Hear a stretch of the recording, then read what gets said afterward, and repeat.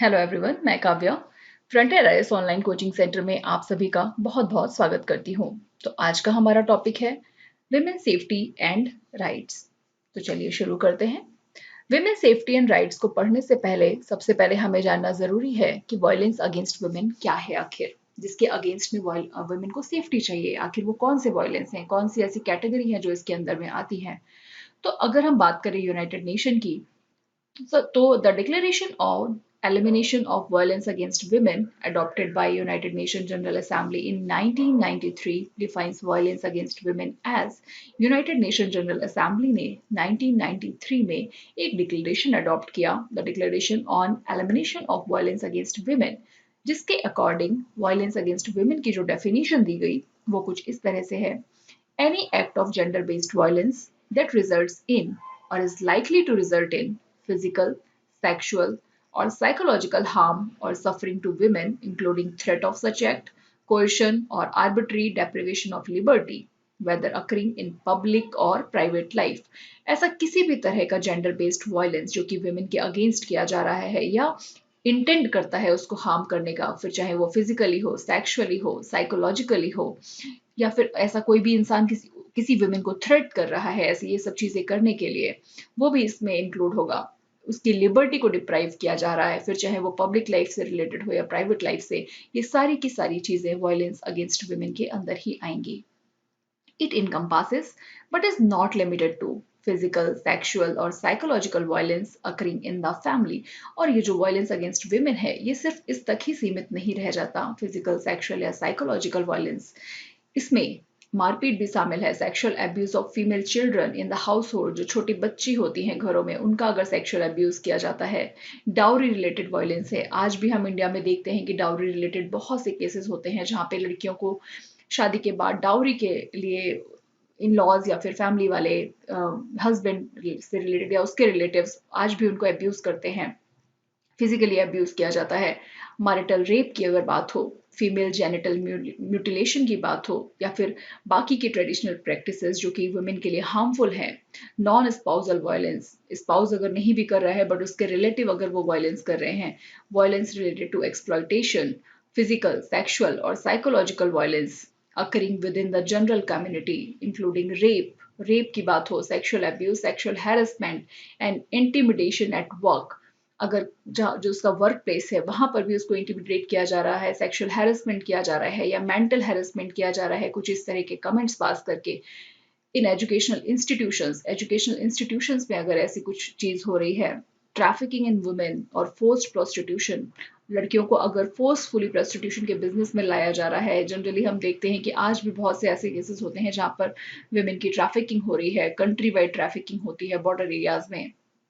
And physical, sexual, and psychological violence perpetrated or condoned by the state wherever it occurs। अगर कहीं भी किसी तरह का फिजिकल, सेक्सुअल या साइकोलॉजिकल वायलेंस होता है तो ये सारी की सारी चीजें भी वायलेंस अगेंस्ट वुमेन के अंदर में आएंगी। यूनाइटेड नेशन ने types of violence against women को बहुत ही अच्छी तरह से डिफाइन किया है। इसे उन्होंने 5 पार्ट में डिवाइड कर दिया है, जिसे हम एक एक करके पढ़ेंगे। पहला पार्ट है प्री बर्थ। बर्थ से पहले वुमेन के अगेंस्ट क्या क्या वायलेंस होते हैं, वो है सेक्स सिलेक्टिव अबॉर्शन, यानी कि फीमेल फोर्टिसाइड। उनका सेक्स रेशियो इसीलिए आज भी कम है हमारा, क्योंकि अगर कोई भी फीमेल बच्ची है, कोई भी पता चल जाता है तो आज भी उसका अबॉर्शन करवा दिया जाता है। सोसाइटी में बहुत से ऐसे केसेस देखने को मिलते हैं। Effects of battering during pregnancy on the birth outcome, जो भी प्रेगनेंसी के दौरान जो भी विमेन के साथ में अत्याचार होता है, जो भी मारपीट होती है, उसके इफेक्ट हमें उसके बर्थ पर देखने को मिलते हैं, जो भी बच्चा होने वाला है। इन्फेंसी में फीमेल इन्फेंटिसाइड, अगर बच्ची पैदा हो भी जाती है तो भी उसे मार दिया जाता है। फिजिकली, सेक्सुअली और साइकोलॉजिकली अब्यूज किया जाता है। हमें आए दिन न्यूज़पेपर में देखने को मिलती हैं खबरें कि किसी छोटी बच्ची के साथ में रेप की इंसिडेंट हो रहे हैं, उसको फिजिकली अब्यूज किया जा रहा है, कहीं पे अंधविश्वास के नाम पर उनको दाग दिया जाता है। उसके बाद अगर हम बात करें गर्लहुड की, तो चाइल्ड मैरिज, जो कि बच्ची अगर 7 to 8 ईयर्स की भी है तो भी हमें देखने को मिलता है कि कंट्री में बहुत से छोटी जगह पर, बहुत से गांव में आज भी ये प्रचलन है चाइल्ड मैरिज का। Female genital mutilation, physical, sexual and psychological abuse किया जाता है उन्हें, incest and child prostitution, prostitution के बिजनेस में छोटी छोटी बच्चियों को धकेल दिया जाता है। एडोलेसेंस एंड एडल्टहुड, बड़े होने के बाद में जो वायलेंस वुमेन को फेस करने पड़ते हैं वो है dating and courtship violence, that is acid throwing and date rape. Acid throwing के हमें बहुत से इंसिडेंट ऐसे देखने को मिलते हैं जहां पर गवर्नमेंट ने बहुत से रेगुलेशंस भी लगाए हैं एसिड की सेल को लेकर के यहाँ पर, लेकिन स्टिल हम बहुत से ऐसे केसेस देखते हैं जहां पे आज भी एसिड अटैक सर्वाइवर हमारे सामने दिखते हैं। Sexual abuse in the work place, work place पर अगर सेक्सुअली अब्यूज किया जा रहा है वुमेन को वो भी देखने को मिलता है। रेप के इंसिडेंट देखने को मिलते हैं, sexual harassment, forced prostitution, trafficking in women, partner violence, शादी के बाद में पार्टनर के साथ पार्टनर अगर वायलेंट होता है उसका, marital rape, dowry abuse, dowry के रिलेटेड अगर वुमेन को वायलेंस उसके अगेंस्ट किया जाता है, and murders, partner homicide, murder कर दिया जाता है किसी भी पार्टनर के द्वारा अपनी वाइफ का।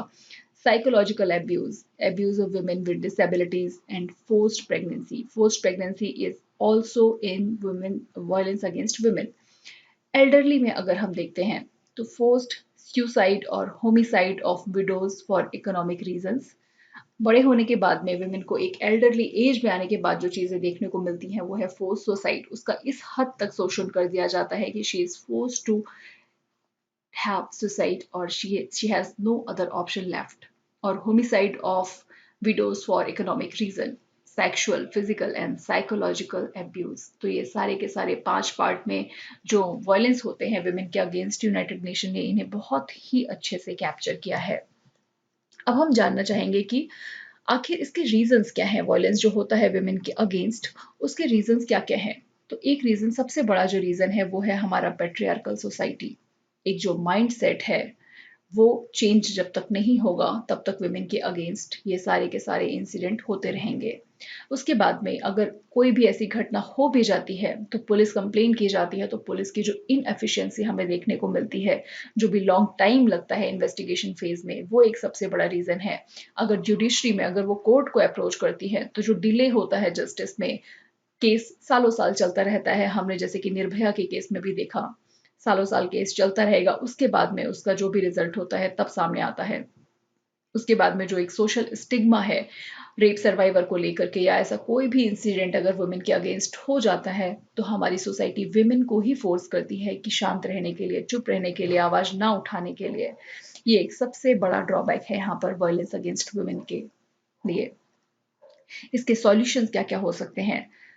एक सॉल्यूशन हो सकता है कि improve the number of women in every sphere of society. हमें समाज के हर एक फील्ड में, फिर चाहे वो इकोनॉमिकल हो या पॉलिटिकल हो, एजुकेशन हो, हर एक फील्ड में हमें वुमेन को आगे लाने की ज़रूरत है। स्पोर्ट हो, कोई भी फील्ड हो, हर एक फील्ड में हमें ज़रूरत है कि हम वुमेन को आगे लेकर के आए, उनके लिए सीट्स रिजर्व की जाएं। गवर्नमेंट ने इस डायरेक्शन में बहुत से स्टेप लिए भी हैं जिन्हें हम आगे देखेंगे। Change in patriarchal mindset of people, जो कि सबसे बड़ी ज़रूरत है आज के, कि हमें अपने बॉयज़ को, जो भी सन है घर में, उसको भी इतना एजुकेट करने की ज़रूरत है कि उनको बचपन से ही ये सिखाया जाए, स्कूल के सिलेबस में ये चीज़ लाई जाए कि उन्हें वुमेन को रिस्पेक्ट करना आना चाहिए।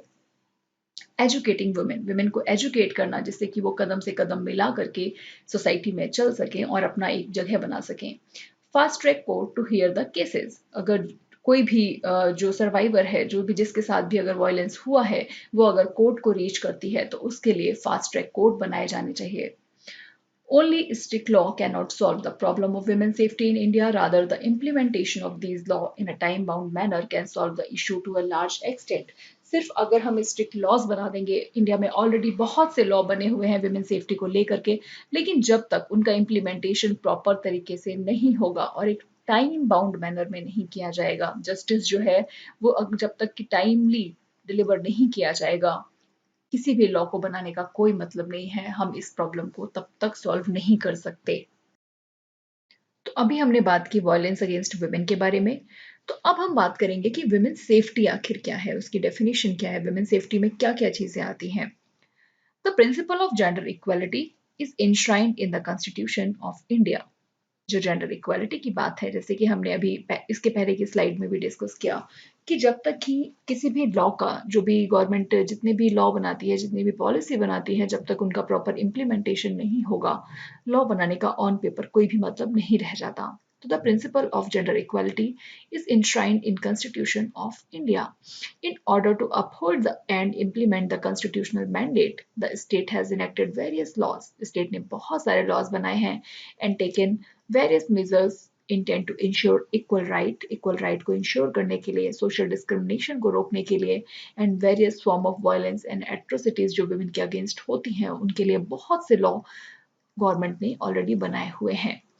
Although women may be the victim of any of the general crime such as murder, robbery, cheating, etc.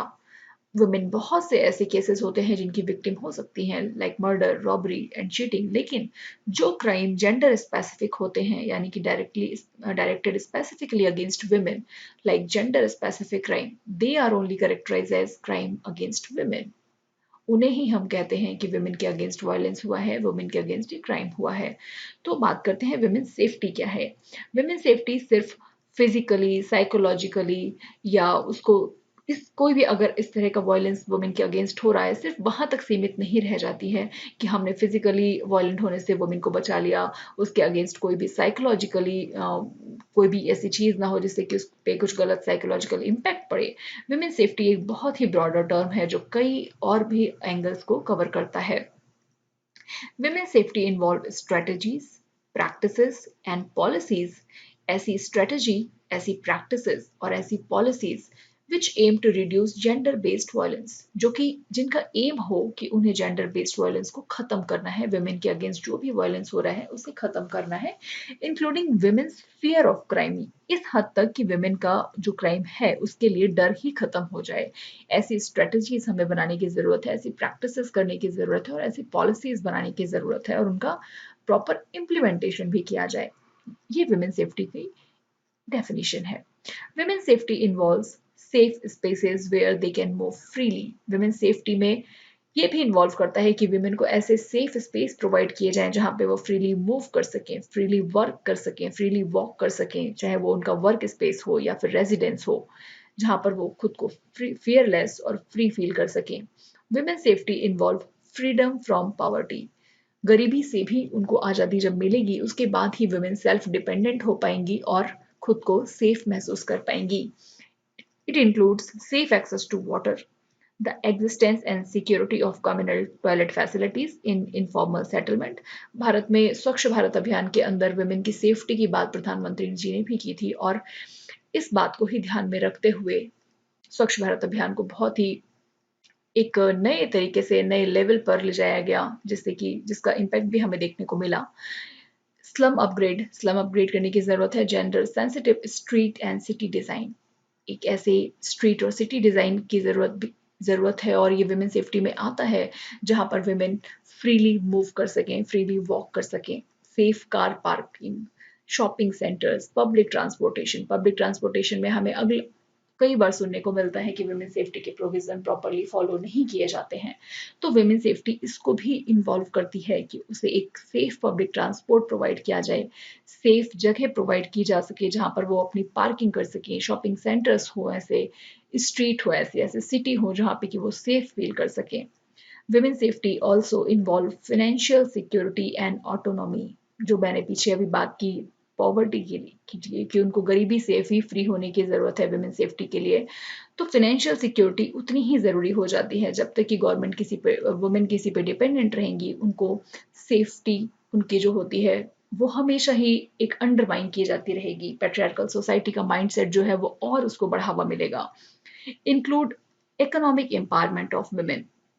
Women के इकोनॉमिकली एम्पावरमेंट होने की भी बहुत ज़्यादा ज़रूरत है और ये वुमेन सेफ्टी के अंदर ही आता है. Include improving knowledge. Women safety जो है वो इंक्लूड करता है improving knowledge and attitude that correspond to the origin of domestic और sexual violence, such as adherence to the societal norms supportive of violence.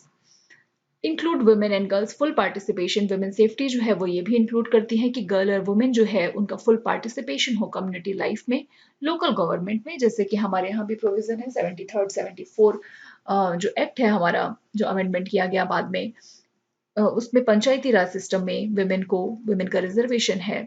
तो ये वही बात यहाँ पर कही गई है कि women safety include the local government must be pursued and include a full diversity of women and girls in the local decision making. Women safety means a safer healthier community for everyone. This is a participatory process. ये एक participatory process है। Women safety focused on changing community norms, जो हमारे societal norms हैं, community के norms हैं, उनको change करने पे फोकस करता है। Pattern of social interaction, socially interaction पे फोकस करता है। Values, custom and institution in ways that will significantly improve the quality of life in a community for all of its member. तो ये सारे के सारे टर्म्स हैं जो कि वुमेन सेफ्टी के अंदर ही आते हैं। वुमेन सेफ्टी सिर्फ और सिर्फ वायलेंस तक सीमित नहीं है, इसमें बहुत सी चीज़ें आती हैं कि वुमेन को इकोनॉमिकली एम्पावर होना चाहिए, फाइनेंशियल सिक्योरिटी प्रोवाइड उसे की जानी चाहिए, उसे एक ऐसा वर्क स्पेस और एक ऐसा रेजिडेंस प्रोवाइड करना चाहिए जहाँ पे वो सेफली मूव कर सके, सेफली काम कर सके अपना। तो ये सारी चीज़ें वुमेन सेफ्टी के अंदर आती हैं। अब अगर हम बात करते हैं कुछ ग्लोबल स्टैटिक्स को देखें कि वुमेन रिलेटेड जो क्राइम होते हैं, अगर उनका डेटा हम यूनाइटेड नेशन का देखने की कोशिश करेंगे, तो यूनाइटेड नेशन की रिपोर्ट के हिसाब से 35% of women world wide have experienced either physical or sexual violence or sexual violence by a non-partner.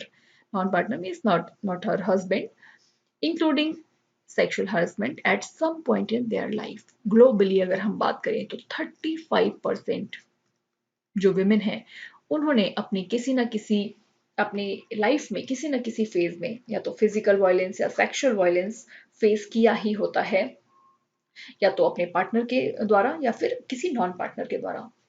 It is estimated that 87,000 women who were internationally killed in 2017 globally, 87,000 women जिनका internationally ये data है, जिनका murder कर दिया गया 2017 का ये data है, जिनका ग्लोबली इतनी वुमेन का मर्डर हुआ because of any reason, because of some violence, because of sexual crime against them, या जिस भी रीजन से हुआ। तो इन 87,000 में मोर देन हाफ 50%, 50,000, अबाउट 58% के आसपास were killed by intimate partners और फैमिली मेंबर्स। उनके फैमिली मेंबर्स या इंटीमेट पार्टनर्स के द्वारा ही उनका मर्डर किया गया, meaning that 137 women across the world are killed by a member of their own family every single day। यानी कि 137 women, अगर हम वर्ल्ड वाइड बात करें तो उनके किसी फैमिली, और ये डेटा जो है आप ये याद रखिएगा कि ये डेटा जो है ये रिपोर्टेड है।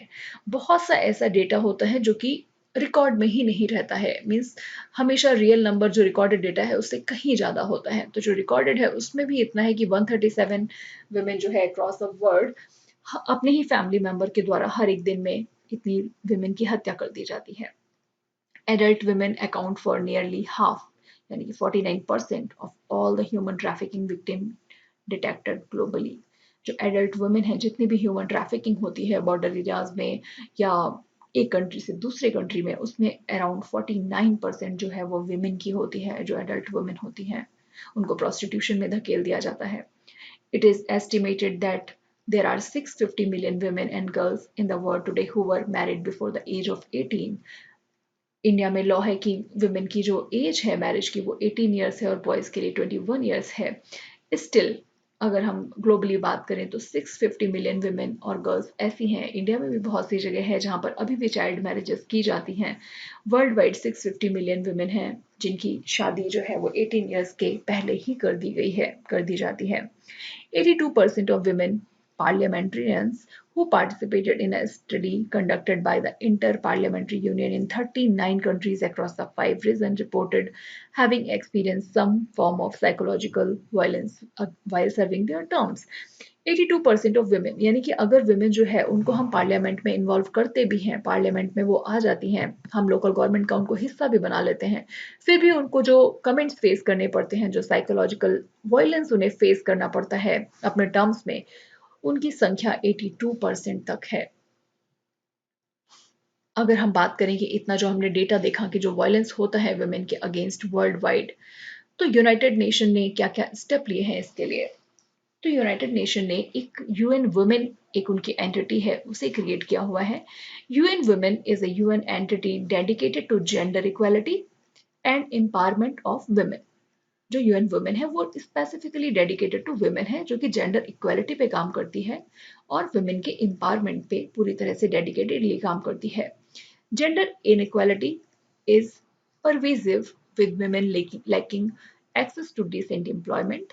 जेंडर इनइक्वालिटी जो होती है उसमें जनरली वुमेन को डिसेंट एम्प्लॉयमेंट नहीं मिल पाता, या फिर वो जेंडर वेज गैप फेस करती हैं। अगर एम्प्लॉयमेंट मिल भी जाता है तो उनकी सैलरी, उनका जो पैकेज होता है वो मेल पार्टनर से बहुत ज़्यादा कम रहता है, उसमें बहुत ज़्यादा गैप रहता है। All around the world, women and girls are routinely denied access to education and healthcare.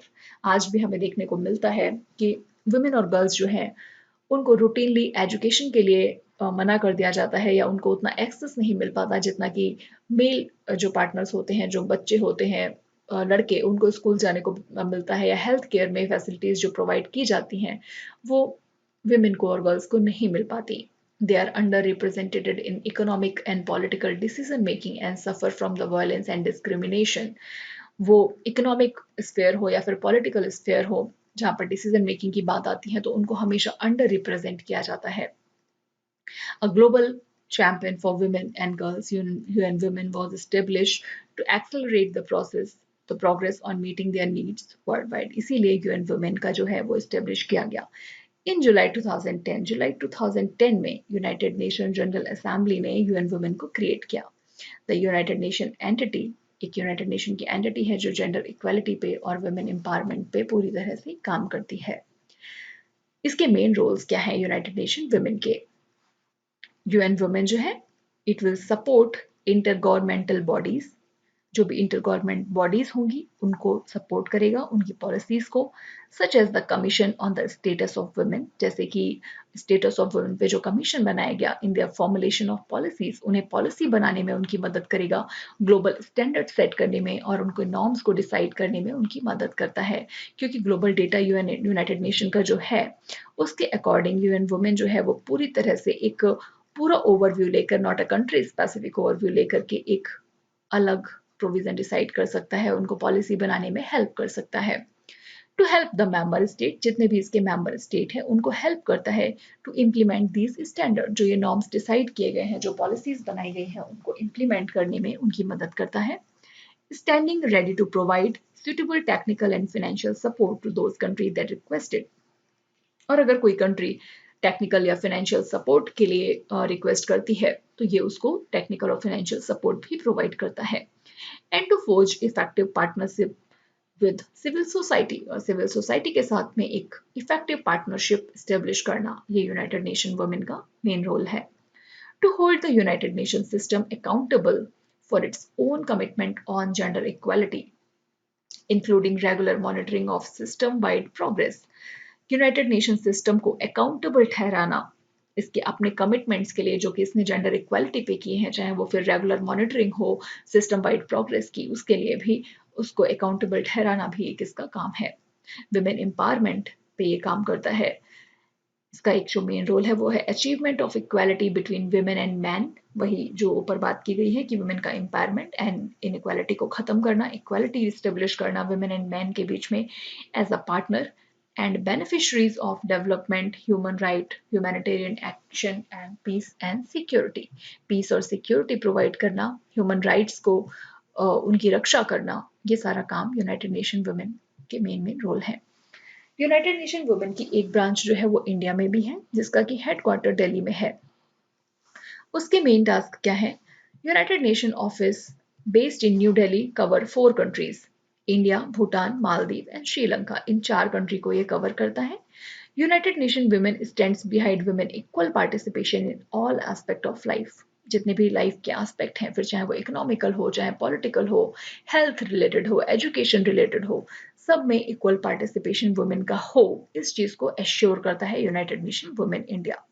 Focusing on 6 priority areas, इसके 6 प्रायोरिटी एरियाज हैं, जिसमें से पहला है एंडिंग वायलेंस अगेंस्ट वुमेन। फिर चाहे वो किसी भी तरह का वायलेंस हो, चाहे वो फिजिकल हो, चाहे साइकोलॉजिकल हो, चाहे आपका कोई भी रेप विक्टिम हो, मैरिटल रेप हो, कोई भी किसी भी तरह का इंसिडेंट हो, उसको एंड करना यूनाइटेड नेशन वुमेन इंडिया का एक मेन प्रायोरिटी है, वो ये है। सेकेंड है promoting leadership and participation. Leadership को प्रमोट करना कि विमेन जो है वो हर स्फेयर में, स्पोर्ट रिलेटेड, एजुकेशन रिलेटेड, हर स्फेयर में अपना लीडरशिप क्वालिटी को दिखा सके और पार्टिसिपेशन, चाहे वो फिर गवर्नमेंट में हो, लोकल गवर्नमेंट में हो, गवर्नमेंट पॉलिसीज में हो या किसी भी डिसीजन मेकिंग बॉडी में हो, वुमेन का हर जगह पे पार्टिसिपेशन रहे, इसको यूनाइटेड नेशन वुमेन इंडिया जो है वो एश्योर करता है।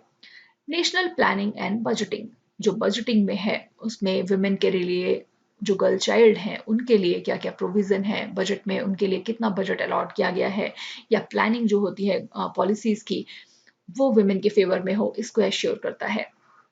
Economic empowerment of women, women को इक्वल अपॉर्चुनिटी दी जाए एजुकेशन के लिए, जॉब प्रोवाइड करने के लिए, उन्हें एक ऐसा वर्क स्पेस प्रोवाइड कराया जाए जहाँ पे वो इक्वल अपॉर्चुनिटी उन्हें मिल सके और वो सेफ एनवायरनमेंट में काम कर सकें। ऐसा इकोनॉमिक एम्पावरमेंट को यूएन वुमेन इंडिया एश्योर करता है। Peace and security, peace and security से हमारा यहाँ पे मतलब है सिक्योरिटी, यानी कि उनको एक ऐसा एनवायरनमेंट प्रोवाइड करना जहाँ पर कि पुलिस एफिशिएंटली वर्क कर सके, जहाँ पर कि जस्टिस जो है वो फास्ट हो सके, फास्ट ट्रैक कोर्ट बनाए जा सके, उसे प्रोवाइड करता है यूनाइटेड नेशन वुमेन, उसको सपोर्ट करता है, ऐसी पॉलिसीज को बनाने के लिए गवर्नमेंट को सजेस्ट करता है नए नए मेजर्स। माइग्रेशन, माइग्रेशन से मतलब है कि जो भी हमारे वुमेन जो कि दूसरे कंट्रीज में जाते हैं, जनरली जो माइग्रेंट वर्कर्स होते हैं लाइक फ्रॉम इंडिया, अगर कोई गल्फ कंट्रीज में जाते हैं तो उनको इस बात से अवेयर कराना कि वहाँ के जो प्रोविजन है, सेफ्टी लॉज जो है वहाँ के, उनसे उनको जानकारी उनको देना, या उनके जो राइट्स हैं, उनको इंटाइटलमेंट्स जो है उनको बताना, ये सारा काम यूनाइटेड नेशन वुमेन इंडिया के अंदर में आता है। अभी हमने बात की थी ग्लोबल स्टैटिक्स की, अब अगर हम बात करें इंडिया के स्टैटिक्स की कि इंडिया का जो डेटा है वो वुमेन के अगेंस्ट जो वायलेंस होता है उसके अकॉर्डिंग क्या है, तो रिसेंटली जो एनसीआरबी की रिपोर्ट है, नेशनल क्राइम रिपोर्ट ब्यूरो, इसकी रिपोर्ट जो है 2019 की, उसके डेटा की अगर हम बात करते हैं तो a total of 4,05,861 cases of crime against women were registered during 2019. 2019 में टोटल इतने केसेस वुमेन के अगेंस्ट रजिस्टर किए गए ओवर 2018 के रिस्पेक्ट में, when total cases of crime against women were registered 3,78,236। 2018 में जो केसेस थे वो 3,78,236 थे, जबकि 2019 में इनकी संख्या बढ़ करके इतनी हो गई, यानी कि टोटल 7.3% का इंक्रीज हुआ है 2019 में। और ये केसेस सिर्फ रिपोर्टेड केसेस हैं, जैसा कि मैंने पहले भी आपसे कहा है कि जो रियल नंबर ऑफ केसेस होता है वो जनरली ज़्यादा होता है, क्योंकि हमारे विलेजेस में बहुत सी जगह पर ऐसा है जहाँ पर क्राइम वुमेन के अगेंस्ट रिपोर्ट ही नहीं किया जाता because of social stigma. Family members, parents या रिलेटिव्स वो एक ऐसा अनड्यू प्रेशर क्रिएट कर देते हैं वुमेन के अगेंस्ट कि अगर आपने ये चीज़ डिस्क्लोज की तो वो और भी आपकी एक सोसाइटल इमेज जो होती है उसको इम्पैक्ट करेगा बहुत ही एडवर्सली। तो इसलिए बहुत से केसेस होते हैं जो कि रिपोर्ट ही नहीं हो पाते। Majority of the cases of crime against women were caused due to cruelty by husband, जो कि most of the cases थे women के against crime के, उनका main reason था husband की cruelty और his relative या फिर उसके relative या in-laws की वजह से जो cruelty की गई, उनमें से 30.9% cases जो थे वो उस वजह से थे, followed by assault on women with intent to outreach her modesty, उसकी मॉडेस्टी को हार्म करने की कोशिश की गई, उसके उसके लिए जो था वो 21.8% डेटा था। Kidnapping and abduction of women, kidnapping या वुमेन को एबडक्ट किया गया वो 17.9% डेटा है, एंड रेप इज 7.9%। तो ये डेटा हमारा एनसीआरबी की 2019 रिपोर्ट में मेंशन है। The crime rate registered per lakh women population is 62.4 in 2019. 2019 में जो women के अगेंस्ट पर लाख वुमेन के अगेंस्ट अगर हम बात करें तो जो क्राइम रेट है वो 62.4% है, जबकि जो हमारा 62.4 है, जबकि 2018 में it was 58.8। As per the horrifying statistics every 16 minute, हर 16 मिनट में a women is raped somewhere in India.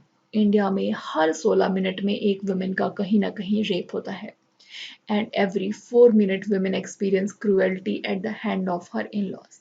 Her 4 minute में जो भी वुमेन है वो अपने इन लॉज के या जो उसका हस्बैंड है उसकी फैमिली मेंबर्स की तरफ से उसे कुछ ना कुछ ऐसा क्रूअलिटी फेस करना पड़ता है। इन 2019 the country had recorded 88 rape cases every day. 2019 में कंट्री ने 88 rape cases per day record किए हैं। Majority of cases under crime against women under IPC were registered under cruelty by husband or his relative. इसमें ज़्यादातर जो हमारे crime है वो आए हैं। Followed by assault on women with intent of outrage her modesty 21.8% cases जो हैं वो इसके अंदर हैं। Kidnapping and abduction of women 17.9% and the rape is 7.9%. The crime rate registered per lakh women population is 62.4 in 2019 in comparison with 58.8% in 2018. तो जो crime rate है अगर हम पर लाख वुमेन की बात करें तो 62.4 है 2019 में, जो कि अगर 2018 को हम देखें तो उसमें 58.8 था। अब अगर हम बात करें कि गवर्नमेंट ऑफ इंडिया ने क्या क्या इनिशिएटिव लिए हैं इस वायलेंस अगेंस्ट वुमेन के, जितने भी वायलेंस होते हैं उनके अगेंस्ट में, तो government of India accord utmost priority to safety of women in the country. Ministry of women and child development, ministry of women and child development ने, मिनिस्ट्री ऑफ होम अफेयर्स ने, government of India की जो दो ministry हैं इन्होंने बहुत से ऐसे मेजर्स लिए हैं to enhance the safety of women in the country, जिनमें से एक है non lapsable corpus Nirbhaya fund एक बनाया गया है। जो निर्भया इंसिडेंट हुआ था उसके बाद एक निर्भया फंड क्रिएट किया गया है for enhancing safety and security of women, और ये नॉन लैप्सेबल है। इसमें फंड जितना भी रहेगा वो लैप्स नहीं होगा, वो ईयर टू ईयर आपका आगे बढ़ता रहेगा। One stop centre for violence affected women, एक वन स्टॉप सेंटर बनाया गया है जो कि इंटीग्रेटेड सपोर्ट और असिस्टेंट प्रोवाइड करेगा वुमेन को। जो भी गर्ल्स हमारी जितनी भी गर्ल्स हैं वो अगर इंक्लूडिंग द एज बिलो 18 को भी who are affected by violence irrespective of caste, class, religion, sexual orientation, उनका क्या है, उनका marital status क्या है, इन सब से कि irrespective it will give shelter to women. Scheme of universalization of women helpline number जो था उसका यूनिवर्सलाइजेशन कर दिया गया है। स्कीम ऑफ महिला police volunteer under Nirbhaya fund framework, जो निर्भया का जो फंड बनाया गया उसकी स्कीम के अंदर महिला पुलिस वॉलंटियर भी बनाई गई हैं। The protection of women from domestic violence act 2005, महिलाओं को डोमेस्टिक वायलेंस से बचाने के लिए 2005 में डोमेस्टिक वायलेंस एक्ट 2005 भी बनाया गया। डाउरी प्रोहिबिटेशन एक्ट 1961, डाउरी को रोकने के लिए हमारा ऑलरेडी एक एक्ट है जो कि 1961 से बना हुआ है। जैसा कि मैंने पहले भी यहाँ पर कहा कि एक्ट हमारे बहुत से बने हुए हैं, अगर ज़रूरत है ये एक्ट 1961 से बना हुआ है, गवर्नमेंट अपनी तरफ से पूरी कोशिश कर रही है, लेकिन उसके बाद भी शायद उतना प्रॉपर इम्प्लीमेंटेशन नहीं हो पा रहा है क्योंकि आज भी हमें बहुत से डाउरी रिलेटेड केसेस देखने को मिलते हैं। The indecent representation of women prohibition act 1986, जो कि रोकता है कि वुमेन का अगर कहीं पर भी इनडिसेंट तरीके से रिप्रेजेंटेशन किया जा रहा है तो उसके अगेंस्ट क्या क्या प्रोविजन है वो ये एक्ट बताता है, क्या पनिशमेंट मिलेगा। The sexual harassment of women at work place prevention prohibition and redressal act 2013 में विशाखा गाइडलाइंस के अंतर्गत इस एक्ट को भी बनाया गया, जिसमें कि कोई भी वुमेन जो कि वर्क प्लेस पे अपने अगर किसी भी तरह का साइकोलॉजिकली या सेक्सुअल अब्यूज को फेस करती है तो वो रिपोर्ट कर सकती है लोकल कंप्लेंट कमेटी को, जो कि बनाना कंपलसरी है इस एक्ट के अंदर। The prohibition of child marriage act 2006 में एक चाइल्ड मैरिज को रोकने के लिए भी एक एक्ट बनाया गया। The juvenile justice care and protection of children act 2015 में जुवेनाइल जस्टिस के लिए भी एक एक्ट बनाया गया है। The commissions for protection of child right act 2005, the protection of children from sexual offences act 2012 में पॉस्को एक्ट बनाया गया, जिसमें कि अगर चिल्ड्रन के अगेंस्ट में कोई सेक्सुअल ऑफेंस होता है तो उसको रोकने के लिए इसमें लीगल प्रोविजन दिए हुए हैं। The criminal law act 2013 was enacted for effective legal deterrence against sexual offenses. अभी जो रिसेंट इनिशिएटिव की अगर हम बात करते हैं कि रिसेंटली गवर्नमेंट ने क्या क्या इनिशिएटिव लिए हैं मिनिस्ट्री ऑफ होम अफेयर्स ने, तो वो है कि an online analytic tool for police has been launched in 2019 में एक पुलिस ने एक एनालिटिकल टूल लॉन्च किया है investigation tracking system for sexual offence. Tracking system को इन्वेस्टिगेट करने के लिए एक टूल बनाया गया है to monitor and track time bound investigation in sexual assault cases in accordance with criminal law act 2018, जो कि 2018 में जो एक्ट बना था क्रिमिनल लॉ अमेंडमेंट एक्ट, उसके अकॉर्डेंस में ही काम करेगा। और अगर कोई भी सेक्सुअल असॉल्ट होता है तो उसको टाइम बाउंड तरीके से कैसे इन्वेस्टिगेट किया जाए, इसके लिए ये टूल बनाया गया है। National Database on Sexual Offenders (NDSO) has been launched by Ministry of Home Affairs in 2018 to facilitate the investigation and tracking of sexual offender across the country by law enforcement agency. जो national database on sexual offender है वो ministry of home affair ने launch किया है 2018 में। Investigation और अगर sexual offender जो है कंट्री वाइड अगर कोई भी ऐसा सेक्सुअल ऑफेंडर है तो उसको ट्रैक करने के लिए लॉ इन्फोर्समेंट एजेंसी के द्वारा यह एक्ट बनाया गया है।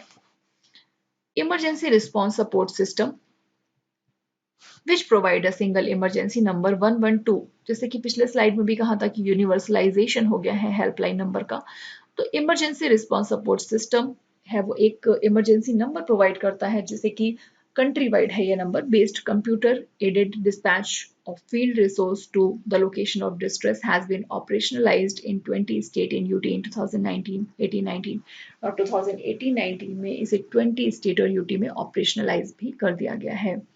अ साइबर क्राइम पोर्टल, एक साइबर क्राइम पोर्टल बनाया गया है, has been launched in 2018 for citizens to report obscene content, जहां पर अगर आपको कोई भी ऑब्सीन कंटेंट देखने को मिलता है किसी भी सिटीजन को तो वो उस साइबर क्राइम पोर्टल पे रिपोर्ट कर सकता है।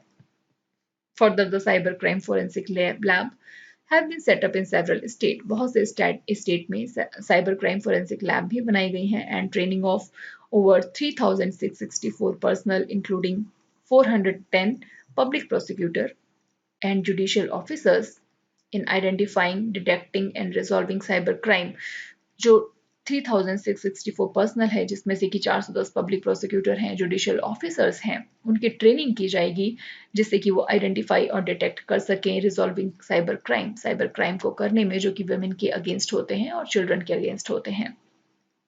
Using technology to aid smart policing and safety management, smart policing और सेफ्टी मैनेजमेंट को हेल्प करने के लिए टेक्नोलॉजी का यूज करना, safe city project have been sanctioned in phase 1। किसी भी इसको यूज करने के लिए एड करने के लिए smart policing and safety management को टेक्नोलॉजी का यूज करके सेफ सिटी प्रोजेक्ट जो है वो सैंक्शन किए गए हैं 8 सिटीज में फेज 1 में। अहमदाबाद, बैंगलोर, चेन्नई, दिल्ली, हैदराबाद, कलकत्ता, लखनऊ एंड मुंबई निर्भया फंड के अंदर बनाया जाएगा इसको। In order to improve investigation, steps have been taken to strengthen DNA analysis unit in central and state forensic science laboratories. Investigation को इम्प्रूव करने के लिए डीएनए एनालिसिस यूनिट बनाए गए हैं सेंट्रल और स्टेट फोरेंसिक साइंस लैबोरेटरीज में जिससे कि इन्वेस्टिगेशन को इम्प्रूव किया जा सके। वन स्टॉप सेंटर बनाए गए हैं जैसा कि अभी हमने बात किया और शी पोर्टल बनाया गया है। तो ये थे गवर्नमेंट ऑफ इंडिया ने जो वेरियस इनिशिएटिव लिए हैं। इस पीपीटी में हमने बात की कि वायलेंस अगेंस्ट वुमेन क्या होता है। सबसे पहले हमने वो बात की, यूनाइटेड नेशन की डेफिनेशन के बारे में जाना। यूनाइटेड नेशन ने उसे जो 5 पार्ट में डिवाइड किया है हमने उसके बारे में बात की।